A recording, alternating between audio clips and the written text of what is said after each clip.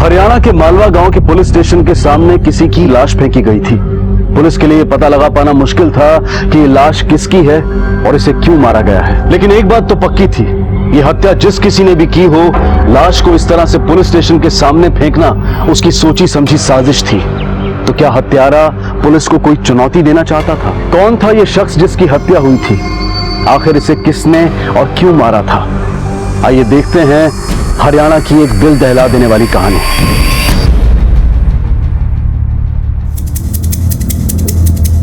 Sir, हाँ, यहाँ आइए। क्या हुआ? ये देखिए सर, लाश को घसीटने के निशान। ऐसा लगता है कि विक्टिम को यहाँ लाकर नहीं मारा गया है। और सर, इसकी बॉडी से भी हमें कुछ नहीं मिला है जिससे हम इसकी पहचान कर सकें। अरे आप लोगों में से कोई पहचानता है इसे? नहीं साहब, नहीं। आप लोगों में से कोई? नहीं। हत्यारे ने ये लाश शायद इसलिए यहाँ फेंकी होगी क्योंकि विक्टिम इस एरिया का नहीं है। बॉडी को पोस्टमार्टम के लिए भेजो। आसपास के थानों से कोऑर्डिनेट करो, कहीं ना कहीं कोई ना कोई ऐसी मिसिंग कंप्लेंट जरूर होगी जिसकी डिस्क्रिप्शन इसकी लाश से मैच खाता हो। तब तक इस इलाके की अच्छी तरह से छानबीन करते हैं, कुछ ना कुछ हाथ जरूर लगेगा। जी सर।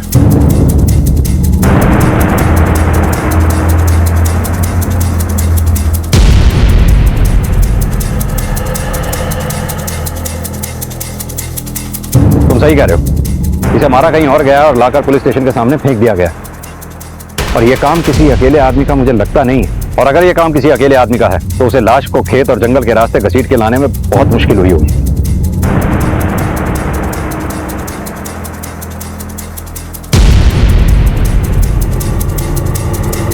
सर, वहाँ पत्ते पे खून के निशान लगे। आप ये देखिए सर।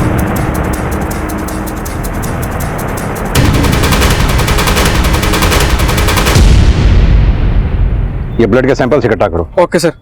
सर, खून के धब्बे देख के तो ऐसा लग रहा है कि लाश को इसी तरफ से लाया गया हो। मलिक, ये जंगल और खेत खलियान का इलाका तो यहाँ आकर खत्म हो गया। यहाँ से अपने पुलिस स्टेशन तक की दूरी करीब 1.5 से 2 किलोमीटर की होगी। मान लो हत्यारा यहाँ से लाश को लेकर घुसा और पुलिस स्टेशन तक घसीट कर ले गया तो उसे खासी मेहनत करनी पड़ी होगी। लेकिन सर, लाश को 2 किलोमीटर तक घसीट के ले जाना, और वो भी ऐसी लाश जिसे ले जाने में तकलीफ हुई हो, कोई भी हत्यारा इतनी मेहनत क्यों करेगा? जो इंसान एक जिंदगी को खत्म कर सकता है वो 2 किलोमीटर तो क्या 5 किलोमीटर तक भी लाश को घसीट कर ले जा सकता है। सवाल वो नहीं है, सवाल ये है कि उसने लाश को पुलिस स्टेशन के सामने ले जाके क्यों फेंका? वो कहीं और भी तो ठिकाने लगा सकता था उसको। सर, शायद ये हत्यारा जानबूझकर ऐसा चाहता हो कि हम इस लाश तक जल्द से जल्द पहुंचे। तो तुम्हारे कहने का मतलब ये है कि लाश तक हम नहीं, लाश हम तक पहुंची है। ऐसी बेनाम लाश जिसके बारे में हम उतना ही जानते हैं जैसे कि एक कोरा कागज। इस लाश के बारे में पता करना इतना आसान नहीं होगा। आसपास के घरों और गांव में पता करो, शायद कोई घर ऐसा मिले जिसका इस लाश से कनेक्शन हो। और हाँ, इस लाश की फोटोग्राफ को हर इलाके में सर्कुलेट करा दो। हो सकता है कोई मिसिंग कंप्लेंट ऐसी मिले जिसका इस लाश से मैच हो। जी सर।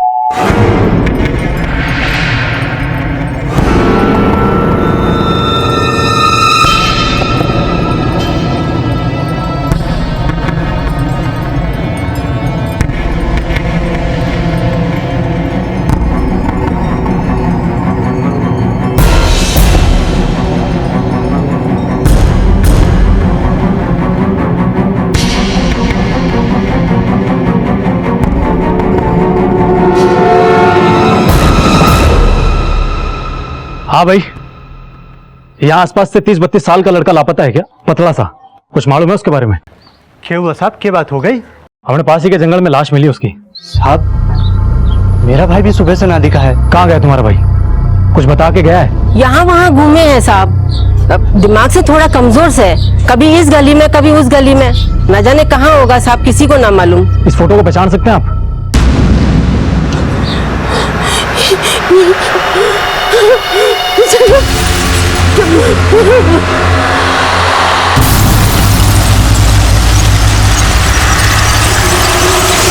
पुलिस की जी तोड़ कोशिशों के बाद आखिरकार उस शव की शिनाख्त हो गई, लेकिन सवाल यह था कि इस शख्स की हत्या किसने की और क्यों। मृतक के परिवार को इस बात पर यकीन नहीं हो रहा था कि उन्होंने अपने परिवार के एक अहम सदस्य को खो दिया था। शव की शिनाख्त के बाद पुलिस ये जानने में जुट गई कि आखिर ये मामला क्या था और आखिरकार किसने इस मानसिक रूप से विकलांग जगत को इतनी बेरहमी से मारा था।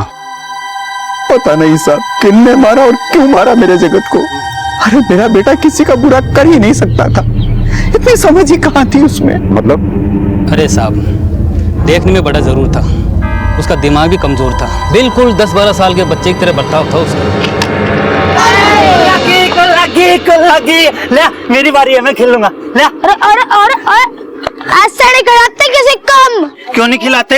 मैं खेलूंगा, समझ गया के? अरे ला, मेरी बारी है, ला। ओए, मेरी बारी है। यहाँ पे सिर्फ हम लोग खेलते हैं, हम किसी को ऐसे नहीं खिलाते। जाओ जाओ अपने दोस्तों के साथ खेलो। जाओ जाओ जाओ जाओ जाओ खेलो अपने दोस्तों के मुन्ना साथ। कौन खिलाओ? नहीं। तो देख फिर, कोई कौन खेल रहा है?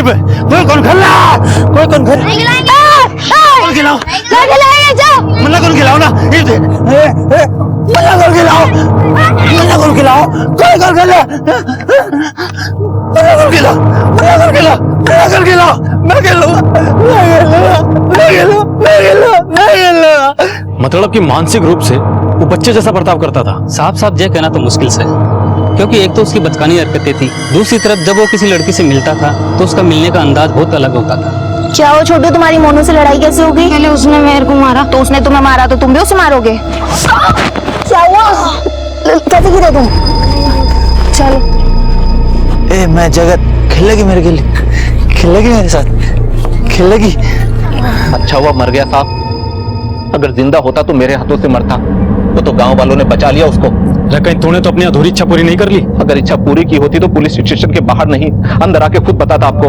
और जिसने भी ऐसा किया ना, बहुत अच्छा किया, भगवान उसका भला करे। साले ने मेरी बहन के साथ शादी में ना ऐसे ही होता है। बचाओ! अरे कोई लड़की चिल्ला रही है।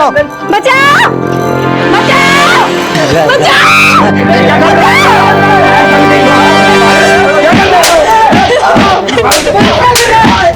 अरुण भैया, वो जगत सुमन को छेड़ा। जगत, काजल, काजल, काजल, काजल, बहन को छेड़ता है। यही काटूंगा तुझे, यही काटूंगा, यही काटूंगा।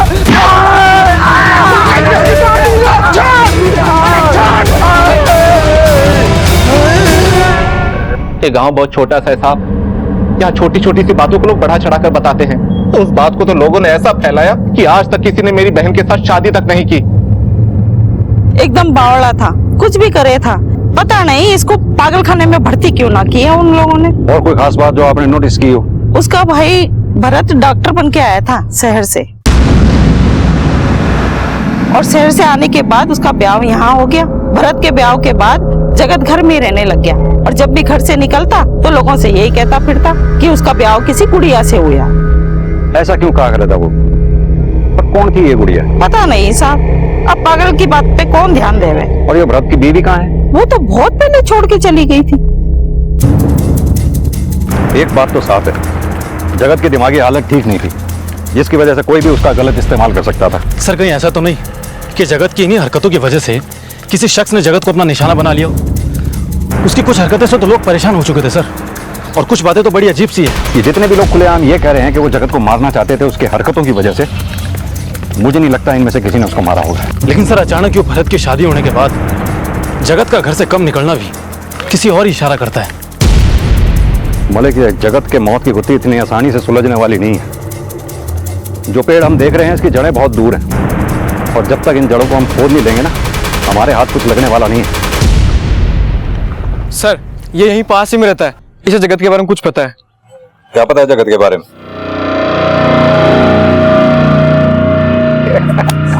ओए जगत, ओए जगत, ओए जगत, ओए इधर आ। और भाई कहाँ जा रहा है?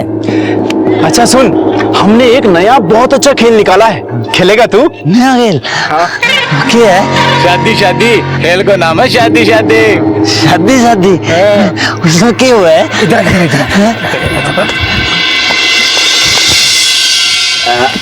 ये देख, मजा आ रहा है? मजा आ रहा है? तेरे को करना है ऐसा? वो देख, वो लड़की दिख रही है? यूं समझ ले कि तू है इस वीडियो का हीरो और वहाँ लड़की है इसकी हीरोइन। अब तैने बस ये करना है जो तू यहाँ देख रहा है, तैने करना है ऐसा। हैं? चल उठ उठ उठ उठ। चल चल चल, अरे चल मेरे मिट्टी के शेर, जल्दी जा आज कस के जल्दी। यहाँ जा जा जा जा, ये घबराने की जरूरत नहीं है, तेरा भाई है इधर। चल जा जा जा जा। आज इस पागल की लगेगी छिट्टी पर है।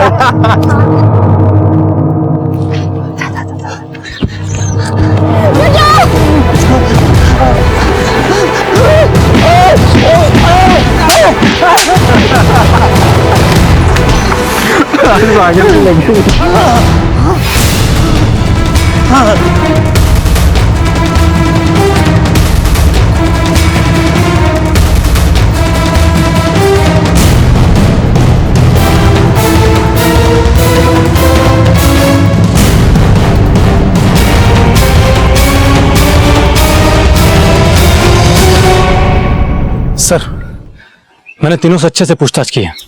कोई कुछ भी बताने को तैयार नहीं। तीनों सिर्फ इतना कबूल कर रहे हैं कि वो जगत के साथ में रेड लाइट एरिया में जरूर जाया करते थे, लेकिन इनका कहना है कि जगत के साथ में जो भी मस्ती मजाक करते थे उससे किसी को नुकसान नहीं होता था। और कोई खास बात जो उन्होंने बताई हो? हाँ सर, इनका कहना है कि जब जगत का भाई भरत शहर से आया था और भरत की जब शादी हुई तब से जगत ने घर से निकलना कम कर दिया। और जगत ने इनको किसी गुड़िया के बारे में बताया था, लेकिन इनका कहना है कि उन्होंने आज तक उस घर में किसी गुड़िया को नहीं देखा। मालिक, इन तीनों को इतनी आसानी से हम छोड़ नहीं सकते हैं।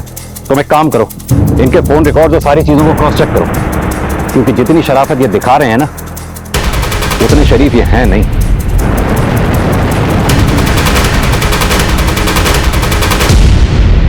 साहब, भरत जगत का छोटा भाई से अभी अभी शहर से डॉक्टरी करके आया से। जगत अगर किसी की बात सुनता था तो सिर्फ भरत की। भरत उसने मंदिर लेके जाता था, अच्छी अच्छी बातें बताता था। साहब, भरत की वजह से जगत को हम तीनों लड़कों से मिलने से रोक पाए थे। और गुड़िया, इसका तो नाम सुना ही होगा आपने, इसका क्या राज है? गुड़िया कुछ नहीं साहब, बस जगत के दिमाग का एक छलावा था। हाँ साहब, वो खुद ही औरतों के कपड़े पहन के अपनी ही बीवी की होने की नकल किया करता था। तो हमें लगा कि ऐसा करने से अगर वो शांत रहता है और दूसरों को नुकसान ना पहुंचाए तो ऐसा करने से हम उसे ना रोकते थे। लेकिन तुम तो अपनी बीवी को भी नहीं रोक पाए। उसे रोकना मुमकिन ना था साहब, उसे जगत से प्रॉब्लम थी, इसीलिए वो घर छोड़कर चली गई।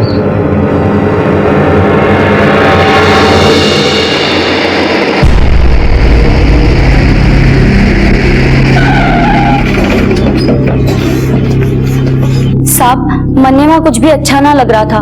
पहले दिन से ही उनके परिवार वालों पे शक सा होने लगा था, और उन लोगों ने तो शादी के बाद तक मन्ने ये ना बताया था कि उनके एक बड़ा लड़का भी है जो कि पागल से, वरना 20 लाख दहेज में देकर कौन उस घर में शादी करता।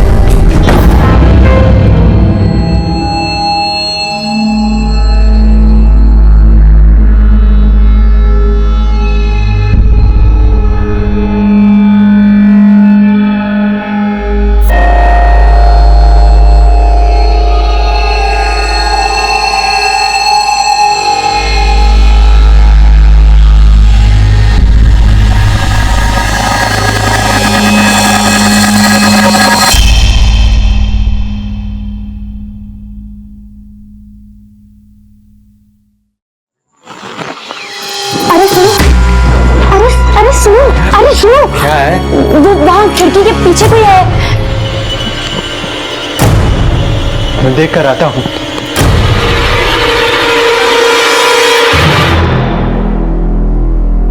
अरे डरने की कोई बात ना है, जगत भैया थे, पता नहीं कैसे आज बाहर निकल आए। कभी कभी उनको दौरे पड़ते हैं। बाहर निकल आए मतलब? और दौरे किस चीज के पड़ते हैं? चंदा, उनकी दिमागी हालत ठीक नहीं है।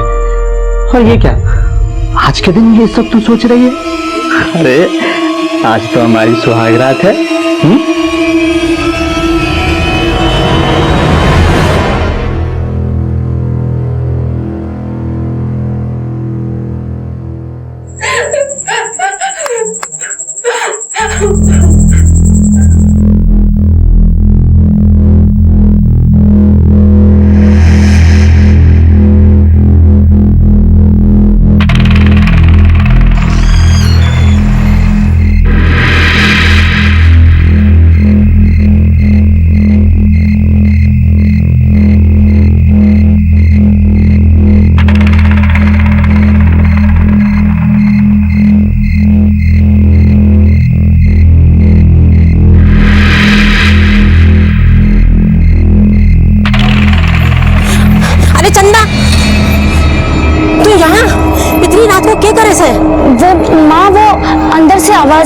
हैं। अरे तू परेशान ना हो, अंदर जगत भैया उनको ऐसे दौरे पड़ते हैं, मैंने बोला था ना।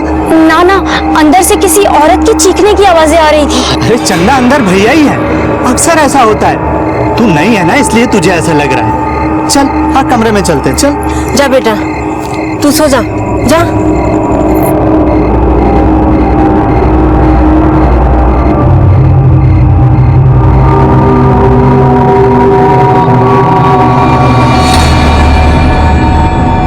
उसे यहाँ लाकर गलती तो ना कर दी हमने। शादी के बाद भरत के साथ सीधे सरकारी क्वार्टर में भेज देना चाहिए था। ना ऐसा करने से तो इसे और गांव वालों को अजीब लगता। एक हफ्ते की तो बात है, उसके बाद तो ये अपने हिसार वाले सरकारी क्वार्टर में चले जाएंगे। उस घर में कुछ तो ऐसा था जो कि ठीक ना था। बस उसी के बाद से मेरा शक और भी गहरा हो गया।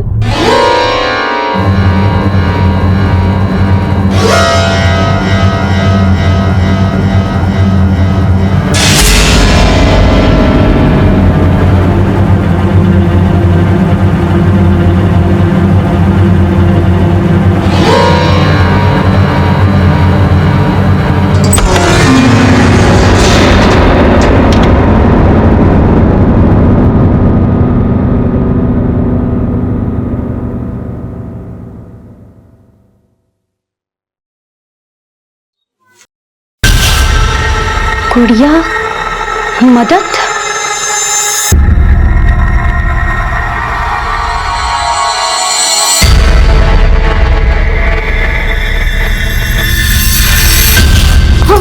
चंदा तुम क्या कर रही है यहाँ पे? वो वहाँ दीवार पर कुछ ना इधर भाई रहे। तू आ मेरे साथ। तुझे कितनी बार समझा इधर भाई रहे से। हाँ चंदा, ये ठीक बोले से। चल तू भीतर जा, जा जा, जा।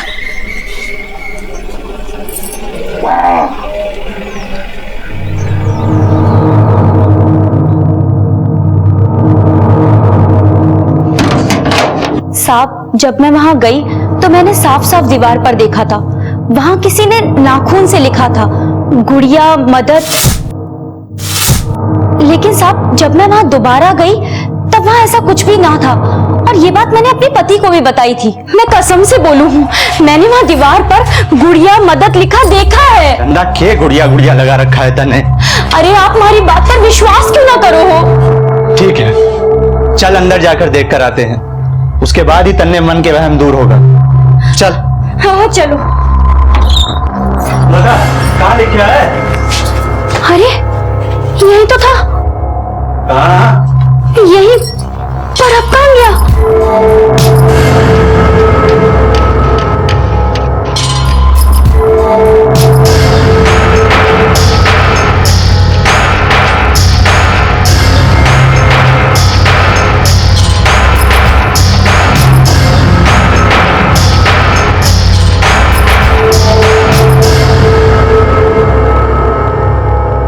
भाई है ऐसे ही उल्टी सीधी हरकतें करता रहता है।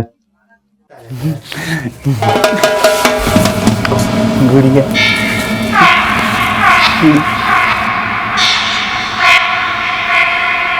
ये सब क्या हो रहा था मेरे कुछ समझ ना आ रहा था।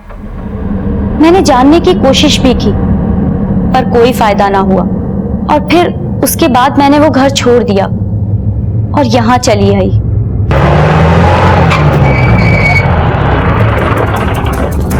मलिक ये केस थोड़ा उलझाने वाला है। क्या सच में वहां सिर्फ जगत ही था या फिर उसके साथ कोई और भी था? और अगर कोई था तो वो कौन होगा? इस केस में जितने मुंह उतनी बातें हो रही हैं, पर इन बातों में सच कहां छुपा है? सर, हमने जगत के घर के आसपास पता किया, उनमें से किसी ने जगत के यहाँ कभी कोई औरत नहीं देखी और ना ही जगत को कभी औरत के कपड़ों में देखा। सर क्यों ना एक बार भरत से पूछताछ की जाए, आखिर उसके आने के बाद से तो जगत के बर्ताव में बदलाव आया था। नहीं मलिक, ये सही मौका नहीं है भरत से पूछताछ करने का। एक काम करो, उस पर नजर रखो, उसके घर के सारे फोन टैप करो। जी सर। जिस केस की शुरुआत एक अनआइडेंटिफाइड बॉडी से हुई थी, वो केस अब कई सवालों से घिर चुका था, और उन सवालों में जो सबसे बड़ा सवाल था वो था एक नाम, गुड़िया। आखिर कौन थी ये गुड़िया और इसका क्या लेना देना था जगत के साथ? क्या ये वाकई में किसी का नाम था या फिर सिर्फ ये एक कल्पना थी? आखिर क्यों ये सारे सवाल इस बात की ओर इशारा कर रहे थे कि कहीं ना कहीं भरत की सब में हिस्सेदारी थी। लेकिन इन सारे सवालों की शुरुआत जिस सवाल से हुई थी उसका जवाब पुलिस को अब तक नहीं मिला था। आखिर किसने मारा था जगत को? सर, मैंने पता किया है। भरत पढ़ाई के दौरान हिसार के मेडिकल कॉलेज के हॉस्टल में नहीं बल्कि किराए के मकान में रहता था। क्या? हाँ सर।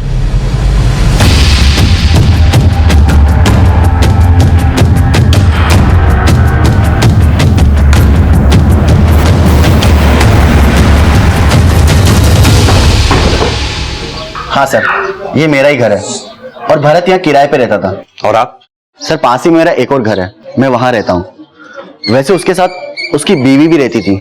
पक्का वो उसकी बीवी ही थी? हाँ सर, संध्या नाम था उसका, लेकिन वो आपस में हमेशा लड़ते रहते थे। और कुछ जो आप उनके बारे में जानते हो? हाँ सर, एक दिन संध्या को मैंने सड़क पर किसी आदमी से लड़ते हुए देखा था। वहाँ पूरे गांव के सामने मेरी इज्जत की वाट लगाकर तू यहाँ ऐश कर रही है। और उस दिन उन दोनों के बीच में झगड़ा भी हुआ था। भरत, पैसे चाहिए घर के लिए। अभी मैंने 10 दिन पहले तुझे दिए थे पैसे, 7,000 रुपए दिए थे ना मैंने। 7,000 में क्या होता है भरत? क्यों नहीं होता है? पहले तो होता था। भरत, नहीं होता है। क्यों नहीं होता है? एक महीने में खत्म हो चुके पैसे। वो कितने पैसे चाहिए तुझे? चिल्ला मत। कौन था वो आदमी जिसके साथ उसका झगड़ा हुआ था? ये तो मालूम नहीं और ना ही कभी मैंने पूछा।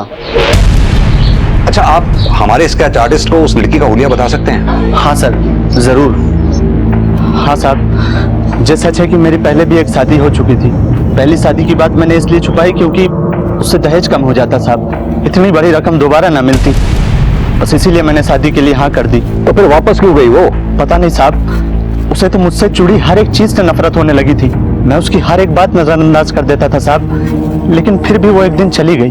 भरत, मेरे साथ रह नहीं सकता। अरे मेरी बात मुझे कहीं लेके नहीं जाता। कहाँ जा रहा? के नहीं देता। तू जा कहाँ? कपड़े नहीं ला के देता मुझे। तू छोड़ मुझे। सुन मेरी, तू मेरे मेरे लायक ही नहीं है।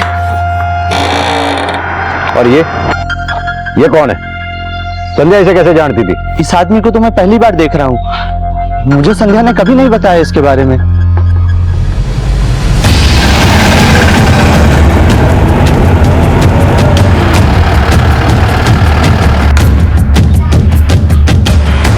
छह बात से साहब।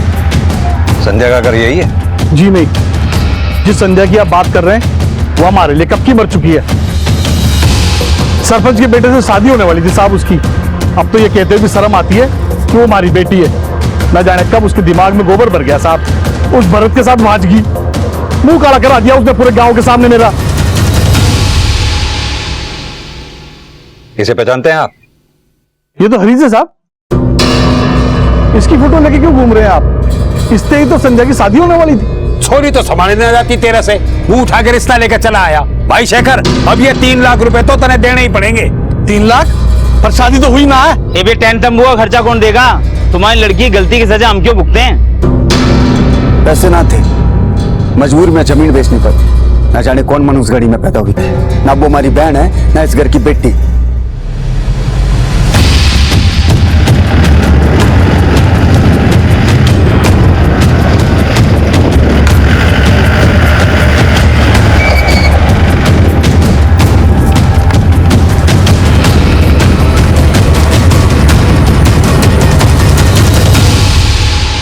संध्या को कैसे जानते हो? बस एक बार मिला था उससे शहर में। तुम? हाँ मैं। वहां से मुंह काला करा करके यहाँ पर ऐश कर रही है। बस आप गुस्से में 2-4 बात सुना और मन बढ़ लिया। ये मरने के पता हो कहाँ होगी और किसके साथ होगी। मलिक, ये गुड़िया का क्या चक्कर है? कौन होगी ये गुड़िया? सर, कहीं ये गुड़िया कोई मनगढ़ंत तो नहीं है? जगत को किसी ने क्यों मारा होगा? कौन सा ऐसा शख्स होगा जिसने जगत को मारा होगा? मलिक, एक काम करो, इन सब के रिकॉर्ड्स दोबारा खंगालो, जरूर कुछ ना कुछ हाथ लगेगा। आप लोग चलिए, हो जाएगा काम। ठीक है सर। इन फोन रिकॉर्ड से कुछ हाथ लगा है। क्या? सर, जिस रात जगत गायब हुआ था उस रात को भरत ने अपने फोन से एक लोकल नंबर पे फोन किया था। किसका नंबर है वो? सर, वो नंबर बल्लू का है और ये बल्लू जगत के उन तीनों दोस्तों में से एक है।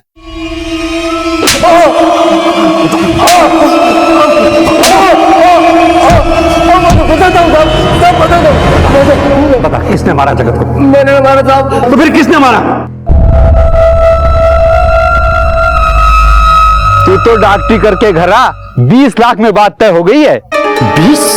हाँ, शादी कर और उन पैसों पे ऐश कर। भावड़ा हो गया क्या तू? तूने 2 साल से शादी कर रखी और आज तक नहीं बताया। ये क्या करे? ये तो सोने के अंडे देने वाली मुर्गी है, किसी भी हालत में इसको छोड़ नहीं सके हैं। 20 लाख बार बार नहीं मिलेंगे।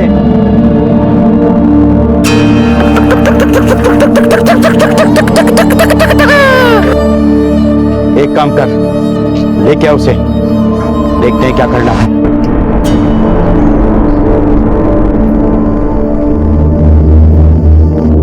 भरत 2 साल हो लिए ये अचानक मम्मी पापा से मिलाने ले जा रहा, सब ठीक है ना?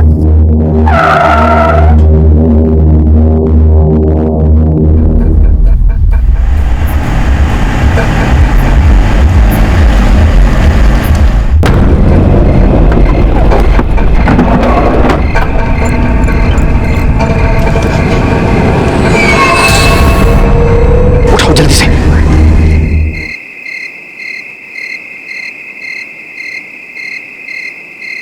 जगत आजा, अंदर आजा। दरवाजा बंद कर।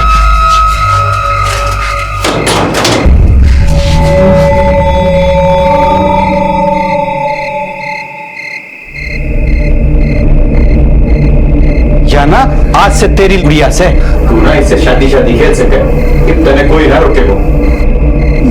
लुगाई बना गया शादी कर लो। मैं शादी करूं? बब्बू, मैं इसका हस्बैंड बनूंगा। तू कहीं बनेगी तू मेरी? मैं तेरा हस्बैंड। शादी कर लेंगे हम, शादी कर लेंगे, ठीक है? चलो सब।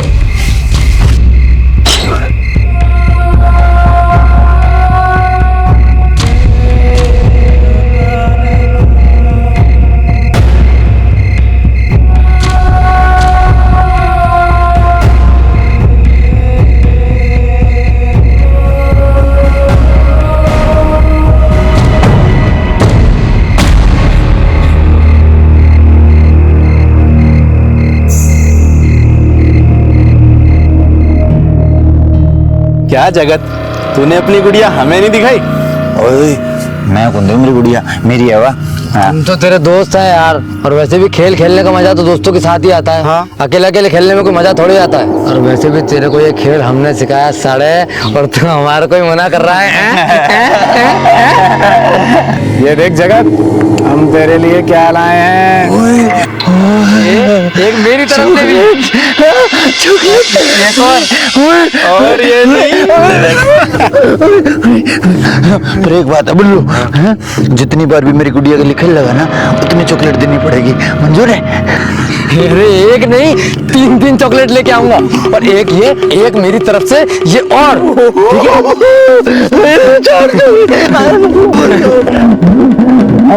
अब ना सरताज ऐसा करते हैं कि पहले ना गुड़िया के साथ मैं खेल लेता हूँ, ठीक है? तो चॉकलेट का ठीक है? हाँ खेल।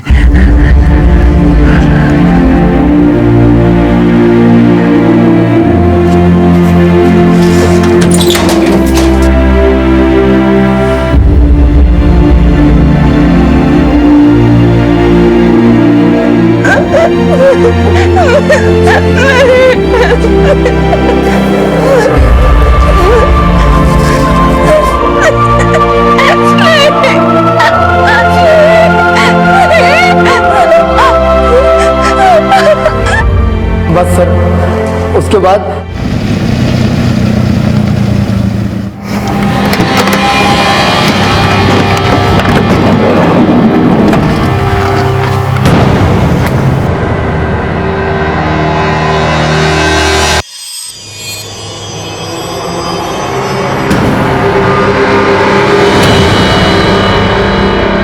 तो फिर संध्या कहाँ है?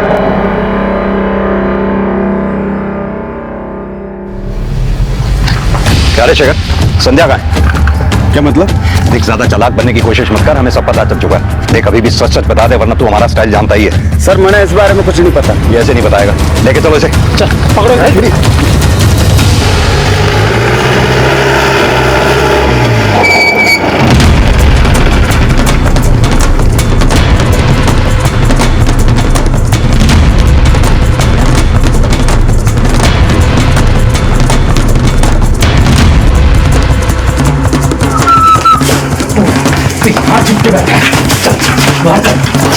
मैंने कुछ नहीं किया। मैंने कुछ नहीं किया साहब। बता कहाँ संध्या साहब? बता कहाँ है संध्या? बता बताओ साहब, बताओ साहब।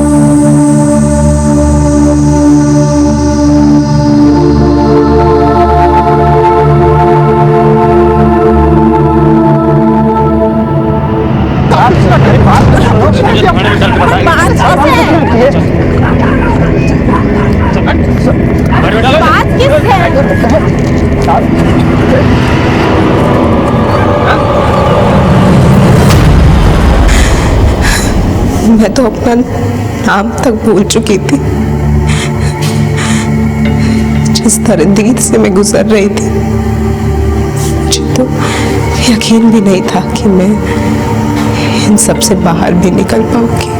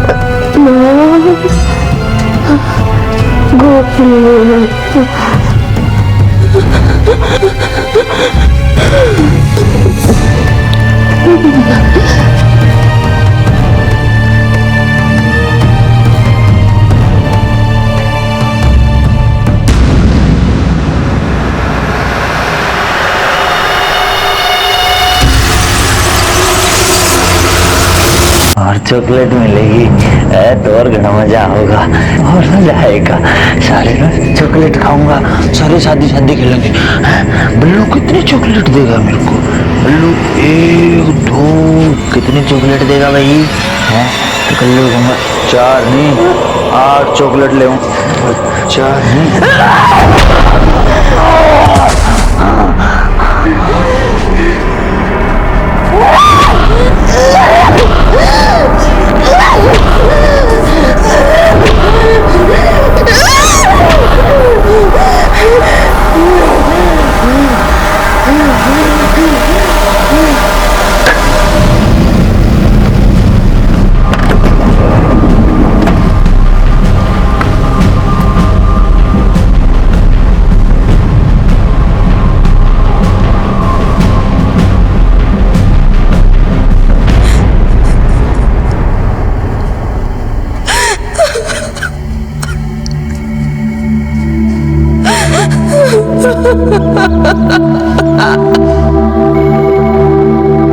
लालच किसी भी इंसान को अंधा बना देता है। ये हमें मानसिक रूप से अपंग बना देता है। इस केस में दहेज के लालच की वजह से संध्या के साथ जो कुछ भी हुआ वो इंसानियत पर प्रश्न चिन्ह खड़े करता है। क्या हम इतने गिर गए हैं कि चंद रुपयों की खातिर अपने जमीर और ईमान से मुंह फेर लें? लेकिन गलती सिर्फ उनकी नहीं है जो इस विकृत सोच के साथ जीते हैं, गलती हमारी भी है जो हम इन्हें बढ़ावा देते हैं। क्या हम ये मामूली सी बात नहीं समझ सकते कि जिस रिश्ते की बुनियाद एक फायदे के लिए रखी जा रही है उस रिश्ते का भविष्य कैसा होगा? बेशक हमारे देश की कई बेटियों ने न सिर्फ देश में बल्कि विदेशों में भी अपनी पहचान बना ली है, लेकिन हम फिर भी इस बात को नकार नहीं सकते हैं कि भारत के कई प्रदेशों में औरत की पहचान सिर्फ मर्द के इस्तेमाल और उनके मनोरंजन की चीज बनकर रह गई है। जरूरत है कि हम अपने बेटों को औरतों की इज्जत करना सिखाएं और उन्हें इस बात की शिक्षा दें कि लड़के और लड़कियां बराबर हैं और उनमें फर्क मात्र बायोलॉजिकल है। अगर राम सरन ने खुद औरतों की इज्जत करना सीखा होता और यही सीख अपने बेटों को दी होती तो जो संध्या के साथ हुआ वो कभी ना होता और ना ही जगत की जान जाती और साथ ही चंदा की जिंदगी भी खराब होने से बच जाती। अब मैं अनूप सोनी आपसे विदा लेता हूं, फिर मुलाकात होगी अगले एपिसोड में और खुलासा करेंगे एक और जुर्म का। तब तक अपना और अपने परिवार का ख्याल रखें और देखते रहें क्राइम पेट्रोल डायल 100। सबक एक को, सीख हम सबको। जय हिंद। कौन हूं मैं? क्या है मेरा वजूद? क्या है मेरी पहचान? किसी की बेटी, किसी की बहन, किसी की बीवी, या फिर एक जिस्म जिसे नोचने को तैयार है चील, कौवे और भेड़िए। जीते जी तो लड़ गई मैं उनसे, पर मरने के बाद मेरे मुर्दे जिस्म को भी नहीं छोड़ा उन्होंने।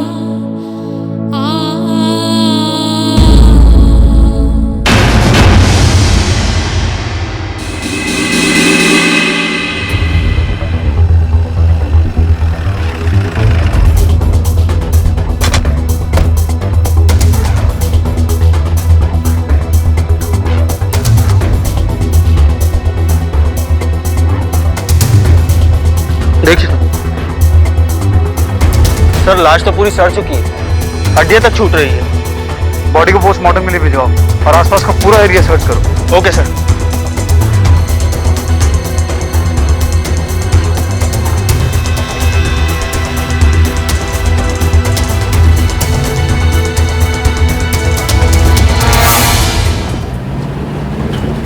लाश करीब 4 से 4.5 महीने पुरानी है।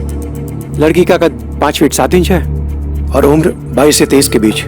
मौत की वजह? पहले सर पे किसी रोड से वार किया गया था, स्कल टूटी हुई है और उसके बाद गला घोटकर मर्डर किया गया। स्ट्रैंगुलेशन के मार्क्स हैं गले पर। डेड बॉडी के साथ किसी ने बलात्कार किया है। आप श्योर हैं इस बात को लेकर? जी हाँ, क्योंकि प्राइवेट पार्ट्स पे जो हमें इंजरीज मिली है वो एंटीमोर्टम नहीं, पोस्टमार्टम है। सीमेन डिपॉजिट के ट्रेसेस बाहर प्राइवेट पार्ट पर ही है, यानी सीमेन यूट्रस तक तो पहुंचा ही नहीं, क्योंकि तब तक तो सेल्स डेड हो गए थे। नमस्कार। आज क्राइम पेट्रोल डायल 100 के एपिसोड में हम आपको दिखा रहे हैं पुंसिया बाजतपुर बिहार में हुए एक घिनौने अपराध की दास्तान। एक 22-23 साल की लड़की की लाश पुलिस को मिली और प्राथमिक जांच से पता चला कि पहले उस लड़की की हत्या की गई और फिर उसके साथ बलात्कार। कोई अपराधी इतना अधम कैसे हो सकता है? कोई ऐसा क्यों करेगा? लाश को ना तो अभी कोई नाम मिला था और ना ही उसकी पहचान हो पाई थी। पुलिस ने आसपास के पुलिस स्टेशन से 4-5 महीने पहले की मिसिंग रिपोर्ट मंगवानी शुरू कर दी। सर, सभी पुलिस स्टेशन और थानों से मिसिंग रिपोर्ट हासिल कर ली है। सर, मार्च 2015 से अप्रैल 2015 तक कुल 72 लड़कियों की मिसिंग रिपोर्ट लिखाई गई थी। इसमें से 17 लड़कियां वापस आ गई थी, लेकिन 4 का मर्डर हो गया था और उन चारों के हत्यारों के ऊपर केस चल रहा है। सर, ये फाइल।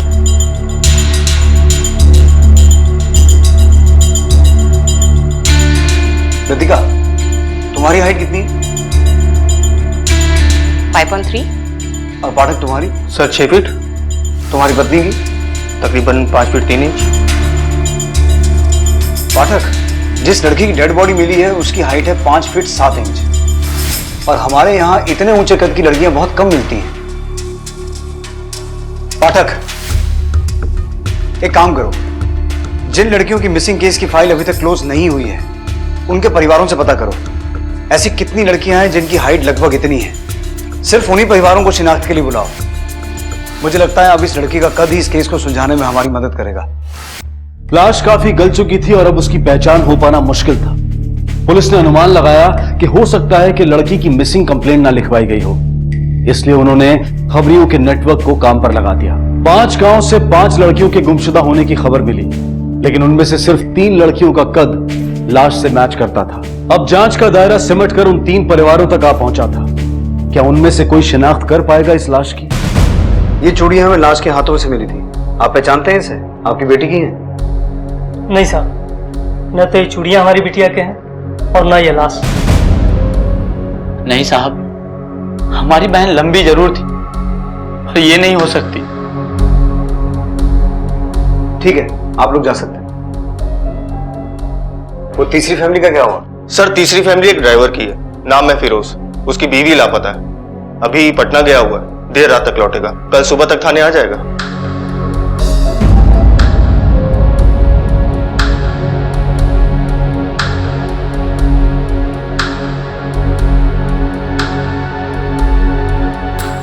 नाम क्या है इसका? पता नहीं साहब। तेरी बीवी का जो लापता है? साहब यूं नहीं है। अबे तेरी बीवी का कोई नाम था कि नहीं? फरीदा। कद? इतना होगा साहब। लेकिन ये सब काहे पूछ रहे हैं आप लोग? 4 महीने से लापता है ना तेरी बीवी? हाँ साहब, लेकिन वो लापता नहीं है, भाग गई किसी दूसरे मर्द के साथ। अरे हमारे लिए तो उसी दिन मर गई थी जिस दिन हमें छोड़ के गई वो। अब उसके अम्मी अब्बू जाने और ऊ जाने, हमसे उसका कोई लेना देना नहीं है साहब, हमें माफ कीजिए। कहाँ रहते हैं उसके माँ बाप? यहीं कटोरिया गांव में। और सुन, जब जरूरत पड़ेगी बुलाएंगे। ठीक है साहब। पाठक। सर। फिरोज के ससुराल वालों को बुलाकर लाश दिखाओ। मुझे लगता है अब यही फैमिली हमें मुजरिम तक पहुंचाएगी।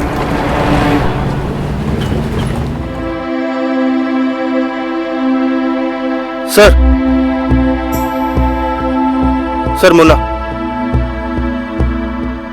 हमने सुना है आपकी बेटी लापता है। आपकी बेटी लंबी थी, लगभग उसी कद की एक लड़की की सड़ी हुई लाश मिली है हमें। हमारी बेटी नहीं होगी साहब। बिना लाश को देखे कैसे कह सकते हो कि तुम्हारी बेटी नहीं है? आओ। इस लाश की हाइट तकरीबन 5 फीट 7 इंच है। आपकी बेटी की हाइट भी इतनी थी ना? हमारी समझ में कुछ नहीं आ रहा साहब, कैसे पहचाने हम इसको? आप इन चूड़ियों को पहचानती हैं? नहीं। ठीक है, आप दोनों बाहर बैठिए।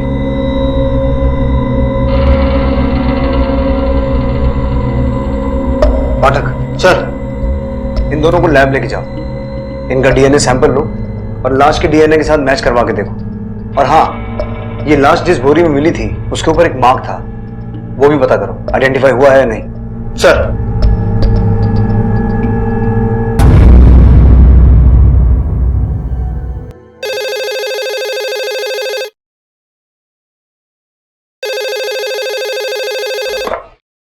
हेलो सर, उस लाश का डीएनए मुन्ना बाबू और रज्जो का डीएनए से मैच हो गया। मतलब लाश फरीदा की है? जी सर। थैंक यू डॉक्टर साहब। पाठक। सर। फरीदा की दोनों फैमिलीज को बुलाओ। अब इन दोनों फैमिलीज की कुंडली हमें खोलनी होगी। फरीदा और उसके शौहर के ताल्लुकात कैसे थे ये पता लगाना बहुत जरूरी है, क्योंकि शौहर तो कह रहा है कि उसकी बीवी किसी के साथ भाग गई थी। सर ऐसा भी तो हो सकता है कि जिसके साथ वो भागी थी उसी ने उसे मार दिया। हो सकता है, लेकिन अगर वो किसी के साथ भागी थी तो कोई अपनी प्रेमिका को मारकर उसकी लाश के साथ रेप क्यों करेगा? अब इस केस को सुलझाने के 2 ही रास्ते हो सकते हैं पाठक। पहला तो ये पता लगाना कि वाकई में फरीदा ऐसी थी जैसा उसका शौहर बता रहा है, और दूसरा उस क्रिमिनल की साइकोलॉजी को समझना जिसने ये घिनौना अपराध किया है। पाठक, लाश के साथ रेप हुआ है, ये क्रिमिनल नेक्रोफिलिक भी हो सकता है। मुझे लगता है हमें क्रिमिनल साइकोलॉजिस्ट डॉक्टर बोस की मदद लेनी चाहिए। तुम एक काम करो, तुम फिरोज के साथ तहकीकात शुरू करो, मैं डॉक्टर बोस को मिलकर आता हूं। Sir. Well, since it's a case of dead body rape, इसमें कई सारी पॉसिबिलिटीज हो सकती हैं। बैठो। एक तो ये कि शायद कोई आपसी दुश्मनी हो। इस लड़की की तस्वीर है कोई आपके पास? जी नहीं। इसकी संभावना बहुत ज्यादा है कि लड़की बेहद खूबसूरत होगी, और यह भी हो सकता है कि कोई उसे पाने की कोशिश करता रहो और अंत में कुछ हासिल होता नजर नहीं आया तो पहले उसने लड़की का मर्डर कर दिया और फिर रेप। कोई दिल जला आशिक ये क्राइम कर सकता है। डॉक्टर बोस, इस केस में ऐसी कोई जानकारी तो नहीं मिली है, फिर भी हम इस एंगल के बारे में गौर जरूर करेंगे। कोई खूबसूरत लड़की अगर ना कहे तो मेल ईगो को चोट लगती है और वो ऐसी हरकत कर सकता है। एक और पॉसिबिलिटी है, लेकिन वो बेहद रेयर है। नेक्रोफिलिया। डॉक्टर बोस, मुझे नेक्रोफिलिया के बारे में थोड़ी डिटेल जानकारी चाहिए। नेक्रोफिलिया मतलब मेंटली इम्बैलेंस लोग जो सिर्फ डेड बॉडीज के साथ ही रेप करते हैं। लेकिन ऐसे लोगों में ज्यादातर औरतों से प्यार पाने की हिम्मत नहीं होती। अपीयरेंस से वो लोग शाय दिखते हैं, औरतों से नजरें भी नहीं मिला सकते, लेकिन अपनी शारीरिक जरूरतों की पूर्ति करने के लिए वो लोग डेड बॉडीज की तलाश करते रहते हैं। ऑपर्चुनिस्टिक नेक्रोफिलियक्स।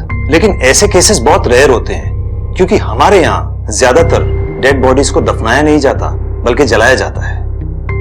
डॉक्टर बोस, ऐसा भी तो हो सकता है कि लड़की का खून किसी और ने किया हो और उसके बाद डेड बॉडी के साथ रेप किसी और ने किया हो। सकता है। अगर ऐसा है तो आपको 1 नहीं दो मुजरिमों को तलाशना होगा, लेकिन इस केस को सॉल्व करने का सबसे अच्छा और आसान तरीका है विक्टिम के बारे में जानना, विक्टिम की पर्सनालिटी के बारे में जानना, क्योंकि विक्टिम की हिस्ट्री ही आपको क्लू दे सकती है कि उसे किसने मारा होगा।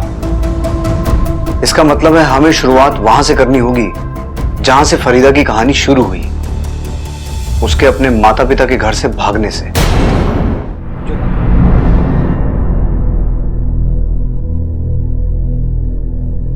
सर, फिरोज जो लाश तुम्हें दिखाई गई थी वो किसी और की नहीं बल्कि तुम्हारी बीवी फरीदा की है।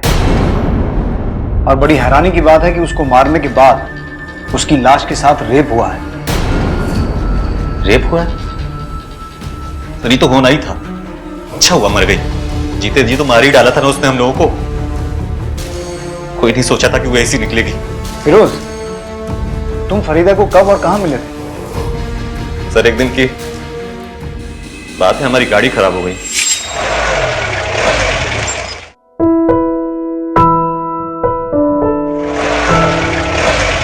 हम कुछ मदद करें आपकी? अरे आप क्या मदद करेंगे हमारी? अरे आप गाड़ी स्टार्ट कीजिए, हम धक्का लगाते हैं। क्या बात कर रही हैं? अब आप धक्का देंगी? अरे काहे हम धक्का नहीं लगा सकते? अरे लड़की है पर कमजोर नहीं। चलिए आप गाड़ी स्टार्ट कीजिए, हम धक्का लगाते हैं। देखते हैं। चलिए, 1 2 3।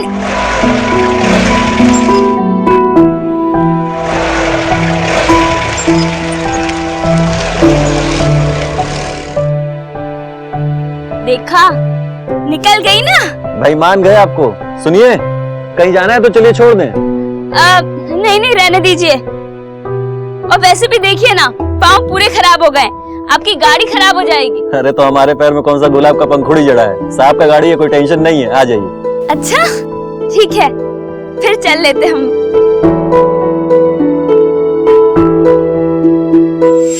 बस साहब, उसमें कुछ बात तो थी कि हमारी गाड़ी के पहिए उसकी घर की ही तरफ घूमने लगे।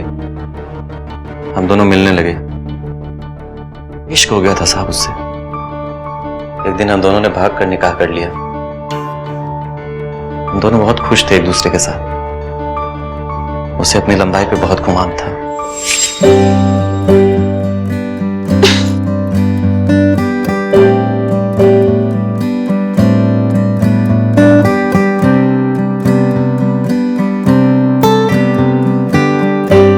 अरे फिरोज, हाँ सुनो तो, यहाँ हो ना। हुआ क्या?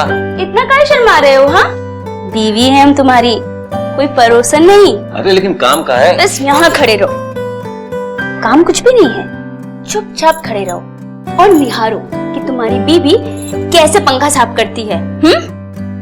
जो काम हाथ छुप छुप के कर रहे हो ना, तो यहाँ पर करो। क्यों? हाय अल्लाह, ये तो देखा ही नहीं हमने। 1 फुट नाटे रह गए तुम हमसे।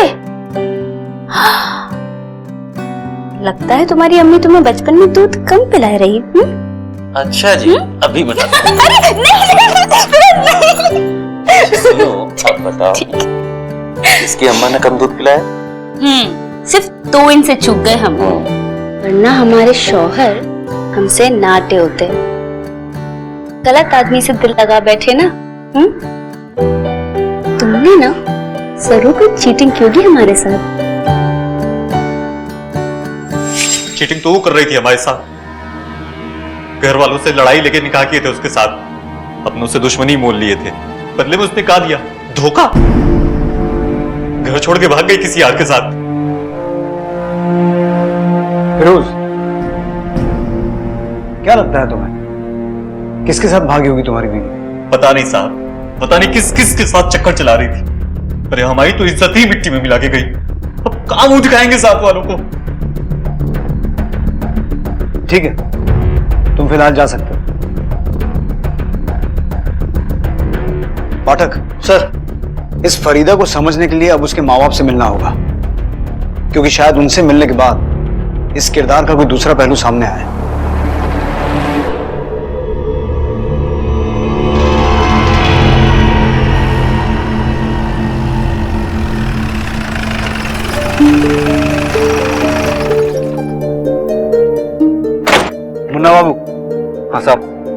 आपकी बेटी अब इस दुनिया में नहीं है।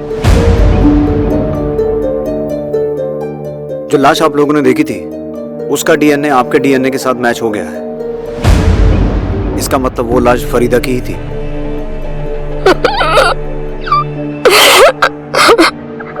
संभालिए अपने आप को।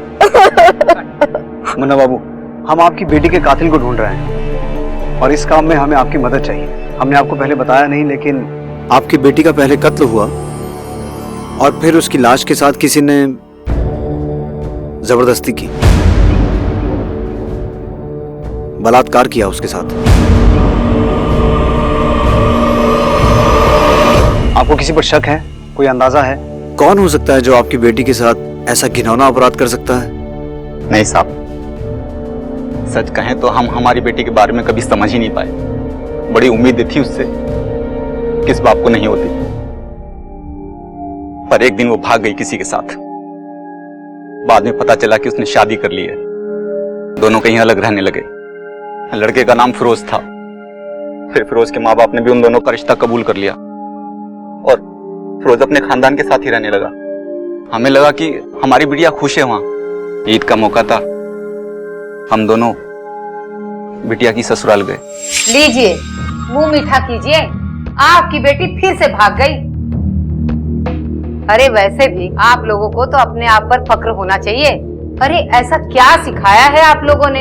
ऐसे कौन सी परवरिश दी है अपनी बेटी को? कोई भी चाहने वाला मिला नहीं कि वो भाग जाती है।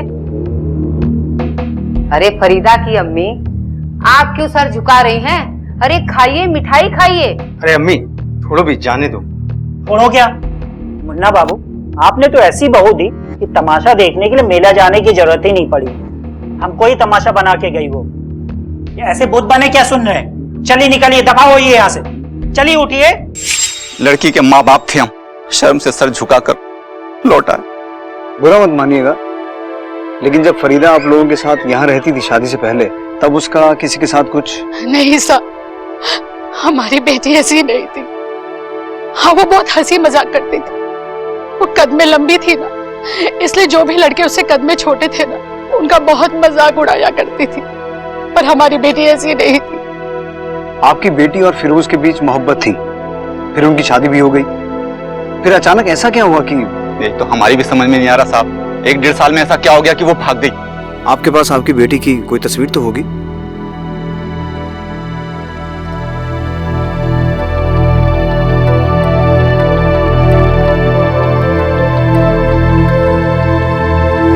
शुक्रिया।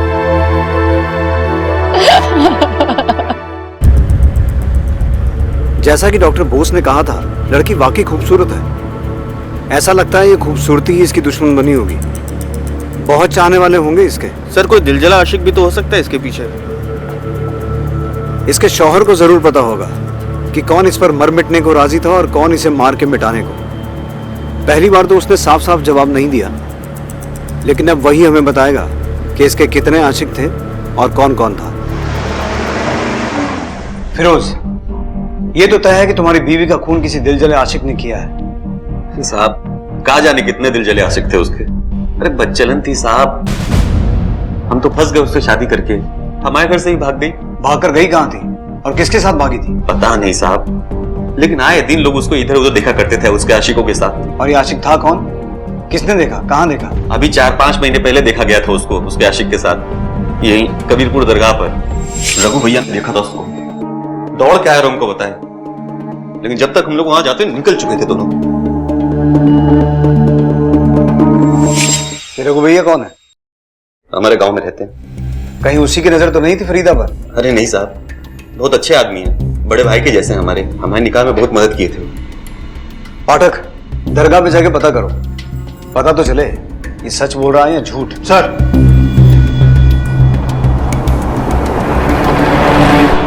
बाबा इस लड़की को पहचानते हैं क्या? जी हाँ, बड़ी नेक लड़की है ये। अक्सर यहाँ आती थी, 2 रकात नमाज पढ़ती थी, दुआ मांगती थी।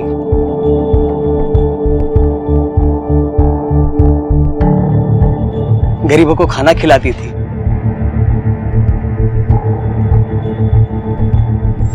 पर पिछले 4-5 महीनों से तो मैंने उसे यहाँ देखा नहीं।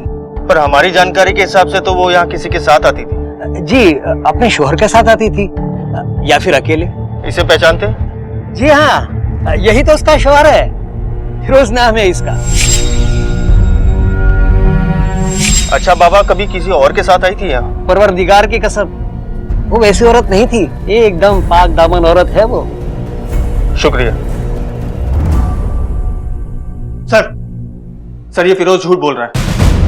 इसकी बीवी दरगाह तो जाती थी, लेकिन या तो इसके साथ या फिर अकेले, कभी किसी और के साथ नहीं गई सर।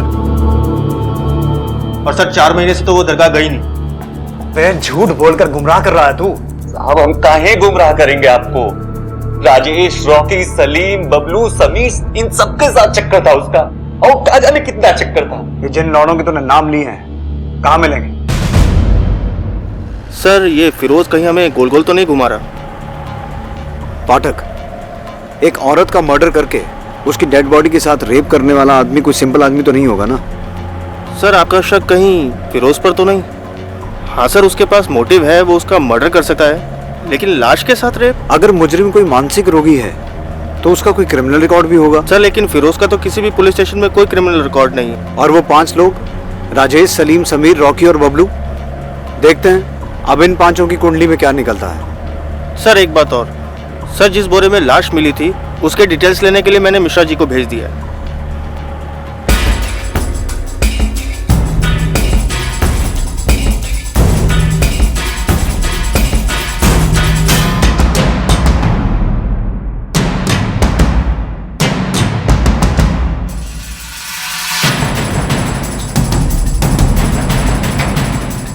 रॉकी ना पत्ते वो तेरा पेरी करता है। चुप रोतले, हरदम रोते ही रहता है। अरे पुलिस! साहब, पत्ते खेल रहे थे, जुआनी खेल रहे थे हम लोग। सिखा मत। राजेश कौन है? ये सर। तूने फरीदा को आखिरी बार कब और कहाँ देखा था? सब फरीदा भाभी को उनके घर पे। भाभी बोलता है, तेरा चक्कर था ना उसके साथ? अरे नहीं साहब, अम्मा कसम, हमने तो बस एक बार उनके हाथ की बनाई फिरनी खाई थी, बस उसके बाद तो मैंने देखा भी नहीं साहब। जब से वो गायब हुई तब से कहीं देखा? नहीं साहब, कहीं नहीं देखा। राजेश झूठ मत बोल, फिरोज ने हमें बताया कि तू उससे मिलता था। साहब वो झूठ बोल रहा है, सारा हमको वो। तुझी को क्यों फंसा रहा है? कोई तो वजह होगी ना। गायब होने से पहले उसको मैं फिरोज के साथ लड़ते हुए देखा था। हमारे वजह से घर में कौरा मचा है, हमारे वजह से? मत खुलाओ तुम हमारा। अरे तो तू ही बता ना, वही रात कव्वाली जाने के लिए क्यों मिली जब हम घर पे नहीं थे? किसके साथ गई थी तू? जब तुम साहब के साथ में गाड़ी लेके जाते हो, रात कहाँ बिताते हो ना, एक मालूम नहीं है क्या हमें? अशफाक भाई सब किससे बताया तुम्हारे? हमारा हाथ मत लगाना हम पे, बाकी जनानियों की तरह कमजोर नहीं है हम। उस दिन किस तरह से फंसे हुए पहिए को निकाल लिया था ना, उसी तरह तुम्हारा हाथ वगैरह फेंक देंगे। एक दिन कव्वाली कहाँ चले गए तो क्या बच्चा हो गए क्या हम? अरे कुछ ना कुछ तो करती होगी ना तू, बार बार नाम काहे उछलता है तुम्हारा? बस इतनी परेशानी है, इतना ही शक है तो काहे ना तलाक ले लेते हमसे? बबलू तू बता, क्या जानता है फरीदा और फिरोज के बारे में? पता नहीं साहब, वो लोग हमेशा लड़ाई झगड़ा करते रहते हैं। समीर कहाँ मिलेगा? समीर से पूछताछ करके कोई फायदा नहीं, वो तो कभी किसी औरत की तरफ नजर भी उठाकर नहीं देखता था। उसका किसी साथ क्या चक्कर होगा साहब? पाठक सर, समीर को उठा के लेके आओ और इन सबका पार्सल थाने भिजवाओ। सर सर सर ये है समीर।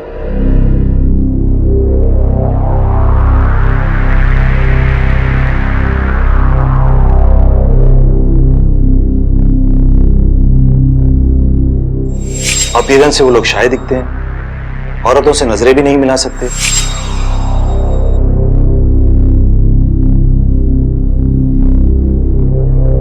पाठक इससे पूछताछ हम नहीं करेंगे। तो फिर कौन करेगा सर? समीर, समीर नाम है ना तेरा? बैठ।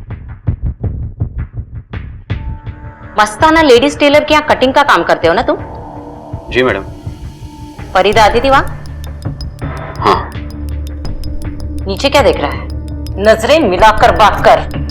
खूबसूरत थी ना वो? जी जी नहीं मैडम।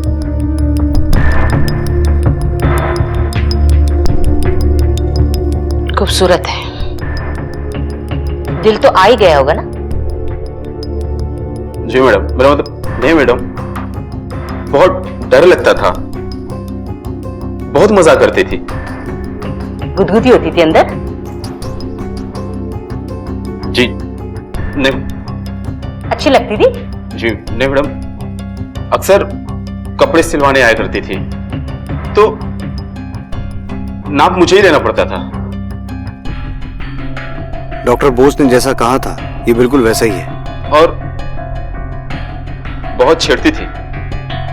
एक दिन वो मेरे दुकान पर आई। अरे कैसे हो लाजू जी? अच्छा लाजू जी, अब एक काम करिए, फटाफट से हमारा माप ले लीजिए। वो कहा ना सलवार कमीज सिलवानी है। जी वो मास्टर जी नहीं है। अरे मास्टर जी नहीं है तो क्या हुआ, आप तो है ना, जल्दी से माप ले लीजिए हमारा। वो आपने वो फिल्म देखी है जो नई आई है, ओ ऐश्वर्या राय की? हाँ, उसमें कैसी कुर्ती सिली है, बस डिट्टो ऐसी सिलवानी है हमें।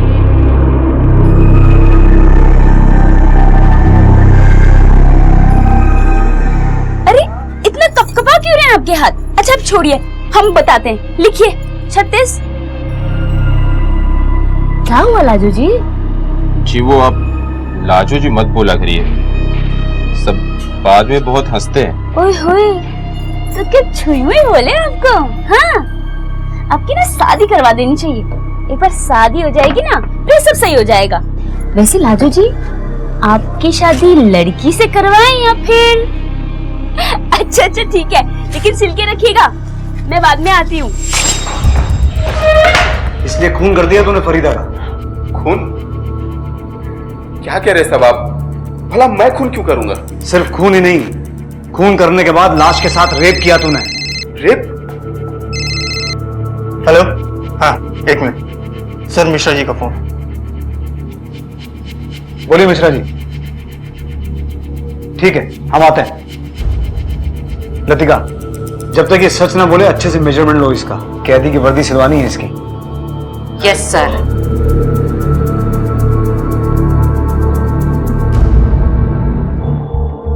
जी सर, ये बोरी तो हमारे क्या की है, लेकिन इसमें लाश कैसे आई ये मैं कैसे बता सकता हूँ? पुंसिया गांव से कोई आपकी बोरी खरीदता है? नहीं सर। पुंसिया का कोई आदमी यहाँ काम करता है? एक मिनट, हाँ मंडल जरा अंदर आना। कोई बड़ा केस है साहब क्या? फुंसिया गांव से कोई हमारे यहाँ काम करता है क्या? सर वो अपना टेम्पो ड्राइवर रघु, वहीं का है। ये रघु भैया कौन है? हमारे गांव में रहते हैं। बुलाओ उसे। सर 2-3 दिन से छुट्टी पे, बीमार है। उसका नंबर और एड्रेस दीजिए, पर याद रहे उसे बताना मत, समझ गए ना? रघु जिस पर फिरोज को बेहद भरोसा था, उसकी क्या भूमिका थी इस जुर्म में? क्या वो शामिल था या फिर उसे भी इस जुर्म की कहानी लिखने वालों ने पुलिस की आंखों में धूल झोंकने के लिए लाकर खड़ा कर दिया था? शक के घेरे में एक मासूम सा दिखने वाला समीर भी था, जिसे पुलिस नेक्रोफिलिक यानी कि लाशों के साथ शारीरिक संबंध बनाने वाला मान रही थी। क्या वो सकुचा सा, सहमा सा मासूम युवक वाकई इस जुर्म का सूत्रधार था?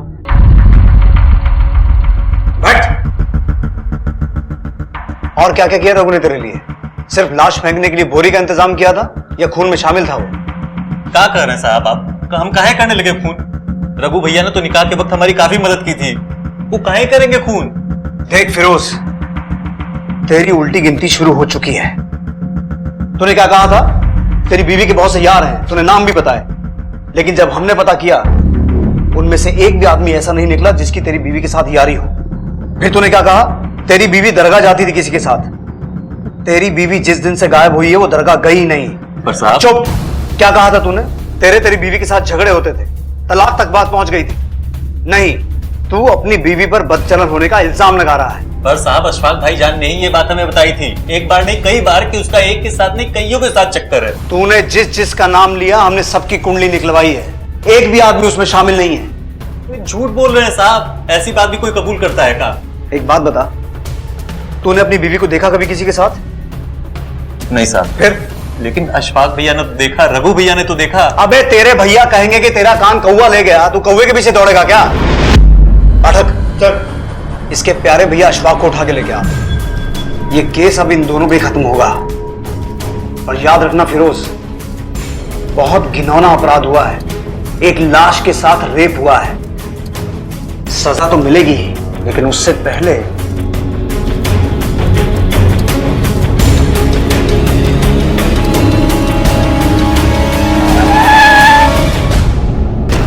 चल अशफाक खड़ा हो। अरे साहब तेरे हजामत हम बनाते हैं। अरे साहब लेके चल। साहब फरीदा औरत नहीं, आफत थी, आफत। तो उस आफत को तूने रास्ते से हटाया या तूने अपने भाई की मदद की उसे रास्ते से हटाने में? अल्लाह कसम साहब, मैंने कुछ नहीं किया, पर यह सच है कि मेरे छोटे भाई की बीवी की हरकतें कुछ ठीक नहीं थी। अच्छा, जरा हम भी तो सुने। फिरोज जब घर से निकल जाता तो फरीदा भी कहीं गायब हो जाती, देर देर तक घर नहीं आती। आस पड़ोस के लोग तरह तरह की बातें करने लगे, हम सरेआम जलील होने लगे, पानी नाक से ऊपर हो गया था। तब जाके मैंने फिरोज को सच सच बताया। मोहब्बत अपनी जगह, अब वो तेरी बीवी है, नजर रखा कर उस पर। ना जाने क्या क्या किसके साथ करती फिरती है, अब मुझसे बर्दाश्त नहीं होता है। अरे ऐसी बातें तो पहले बताना चाहिए था ना, अब क्यों बता रहे हो?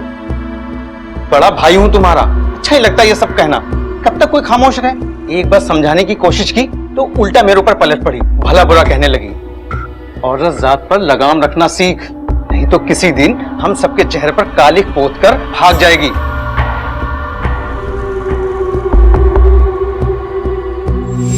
साहब, मैंने फिरोज को कई बार आगाह किया, सब लोगों ने देखा। घर से भागने के बाद बेहयाई से सर उठाकर घूम रही थी। क्या करता साहब, सब कुछ अपने भाई को बताना पड़ा। भाई ने कहा तो सच, बीवी ने कहा तो झूठ। ऐसी बात नहीं है साहब, आपको पता नहीं है, अशफाक भाईजान नहीं रहते तो हम कभी घर वापस नहीं आ सकते थे। तो भाई का कर्जा तूने ऐसे चुकाया, बीवी की जान लेकर। लेकिन एक बात बता फिरोज, लाश के साथ बलात्कार करते हुए तुझे घिन नहीं आई? क्या बात कर रहे हैं साहब आप? हम इतने गिरे हुए नहीं कि मुर्दे के साथ, और ना ही अशफाक भाईजान इतने गिरे हुए हैं। जरूर उस फरीदा का कोई ना कोई आशिक रहा होगा जिसने उसके साथ ये सब किया होगा। अरे उस घोड़ी को हम लगाम कस ही नहीं पाए, खून क्या करेंगे? और रही अशफाक भैया की बात, अरे उनके पीछे तो खुद ही दौड़ी थी मारने वो। अरे फिरोज, ये कहाँ है? जब कल रात हम घर पे नहीं थे, कहाँ थी तू? काहे बौखला रहे हो इतना? कवाली सुनने गए थे। किसके साथ गई थी कव्वाली सुनने? जैसे अपने घर से भागी थे, हमारे साथ किसी और के साथ भागने का इरादा है क्या तेरा? फिरोज, जबान संभाल के बात कर। आवाज नीची, शौहर है हम तेरे। बहुत कुछ बताया अशफाक भाईजान ने तेरे बारे में। हाँ तो जाके कह दो मैं अशफाक भाई से। हाँ, बीवी हम तुम्हारे, निगाह की है तुम्हारे साथ में। कोई घर में पड़ा हुआ पैजामा नहीं कि 4 दिन वो पहन 4 दिन तुम। अशफाक! अरे बाप रे! अब आपको यकीन नहीं आता तो बबलू से पूछ लीजिए। बबलू ने जो बताना था बता दिया है, अब तो सिर्फ ये बता तूने अपनी बीवी को मारा क्यों?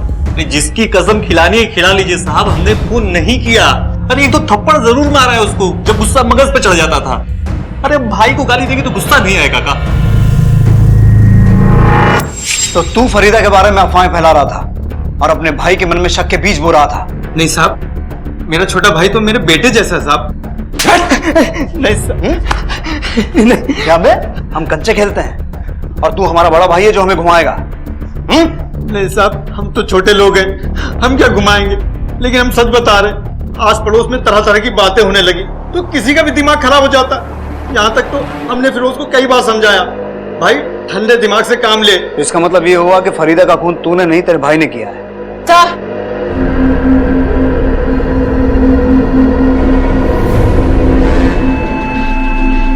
रघु कहाँ छुप के बैठा था? सर, इवनिंग कॉलेज के पीछे बगीचे में। ये और राजेश दोनों दोस्त हैं और दोनों के दोनों हिस्ट्री शीटर। अब इनकी हिस्ट्री के नए पन्ने हम लिखेंगे।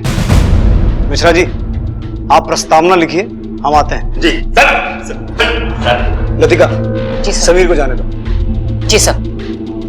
पाठक सर, अब इस केस का असली मुजरिम हमारे हाथ में है। अशफाक, फिरोज, राजेश या रघु,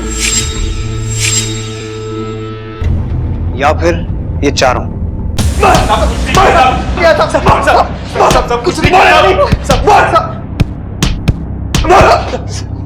सर, ये अखबार रघु की गाड़ी में से निकला है। ये दुनिया का सबसे बकवास अखबार है, इसे कोई नहीं पढ़ता है, सिर्फ रघु ही पढ़ता है।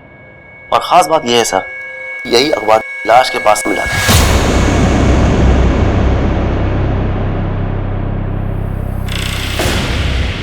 बोलो, क्यों मारा फरीदा को? साहब, हमने नहीं मारा साहब। बोलना रघु। साहब, हमने तो सिर्फ लाश को ठिकाने लगाने में मदद की थी साहब, और कुछ नहीं। अगर तुम दोनों ने फरीदा को नहीं मारा तो किसने मारा है? लाश के साथ रेप किसने किया? व्हाट?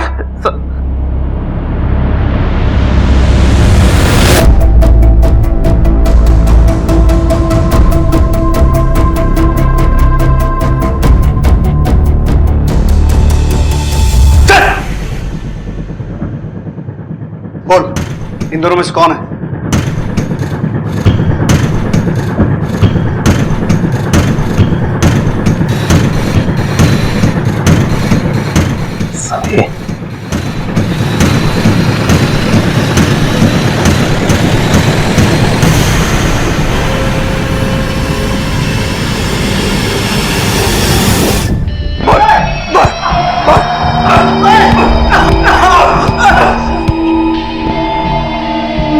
अब बोलेगा भी।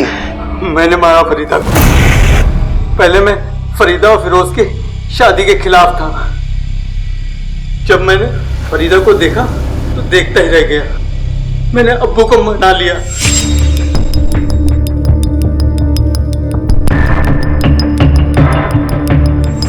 और तुरंत उन दोनों को घर ले आए। मैंने सोचा फरीदा मेरे इस एहसान का बदला चुकाएगी, मुझे करीब आने देगी, लेकिन ऐसा नहीं हुआ। एक दिन मौका पाकर मैंने पीछे से उसे दबोच लिया।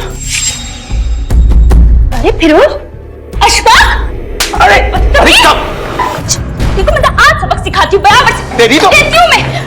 तमीज। अरे आज तुम्हें छोड़ूंगी नहीं। उसने लोगों के सामने मुझे खदेड़ खदेड़ कर मारना चाहा। पागल हो गई है। अरे रुक, कहाँ जा रहा है भाग के? हाँ? पगला गई। अरे रुक, अरे पकड़ के मार। रुक, कहाँ जा रहा है? मैंने रघु और राजेश के साथ मिलकर एक प्लान बनाया।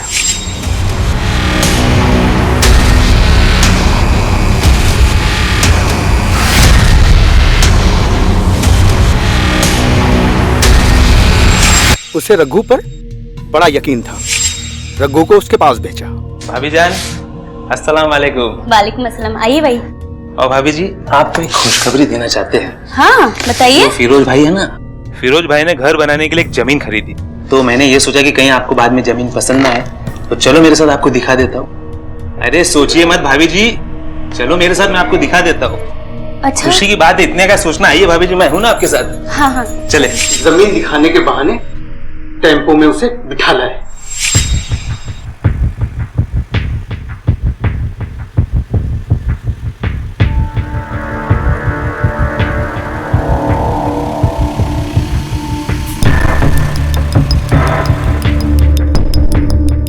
आइए भाभी जी।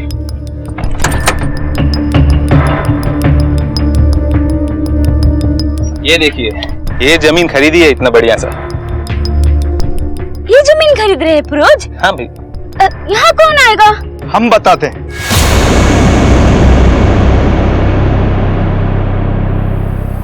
अशफाक, यहाँ से थोड़ी दूर पर है वो जमीन जो तुम्हारे लिए मुकर्रर की गई है। देखोगी तो हैरान हो जाओगी। रघु भाई, ये क्या कर रहे हैं? हम यहाँ क्या कर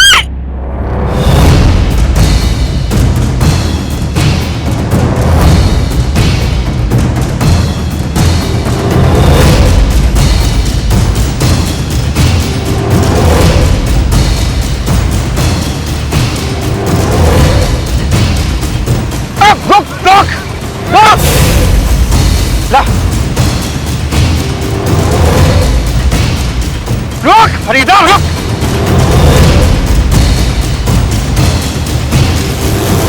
रुक, रुक, रुक।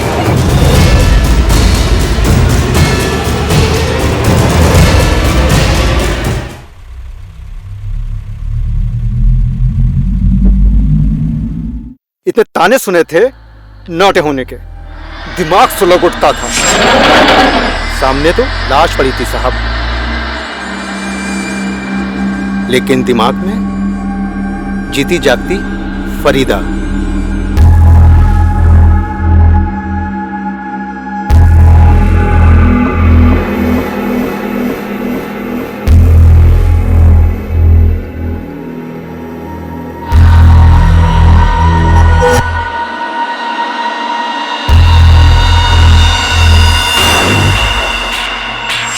शर्म आती है तुम जैसे आदमी को सामने देखकर।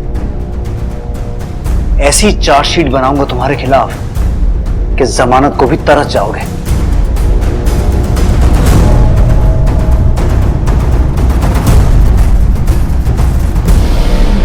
रघु, राजेश और अशफाक पुलिस की हिरासत में हैं। चार्जशीट दाखिल हो चुकी है, लेकिन अदालत की कार्रवाई शुरू होनी अभी बाकी है। इस केस से कुछ सवाल मन में खड़े होते हैं। अगर कोई मर्द या औरत बेहद खूबसूरत है और आप उसे चाहते हैं पर हासिल नहीं कर सकते, तो क्या यह वाकई आपकी हार है? क्या हमें किसी की व्यक्तिगत स्वतंत्रता का सम्मान नहीं करना चाहिए? और खूबसूरती कोई बाजार में उपलब्ध वस्तु नहीं है जिसे हम जब चाहे खरीद लें, और अगर खरीद ना सके तो फिर उसे लूट लें। फरीदा के प्रति अशफाक की लालसा ही इस जुर्म की जड़ थी, जिसने ना सिर्फ एक घिनौने जुर्म को जन्म दिया, बल्कि अशफाक ने अपने भाई की शादीशुदा जिंदगी भी तहस नहस करके रख दी। ऐसी भावना, ऐसे विचार जिस दिन भी मन में जागे, उन्हें फौरन मन में ही मसल देना चाहिए, क्योंकि जुर्म पहले मन में पैदा होता है और फिर हकीकत में। मन की इस मैल पर नजर रखना बेहद जरूरी है। अब मैं अनूप सोनी आपसे विदा लेता हूं। फिर मुलाकात होगी अगले एपिसोड में एक और चौंका देने वाले केस के साथ। तब तक अपना और अपने परिवार का ख्याल रखें और देखते रहें क्राइम पेट्रोल डायल 100। सबा केक को सीख हम सबको।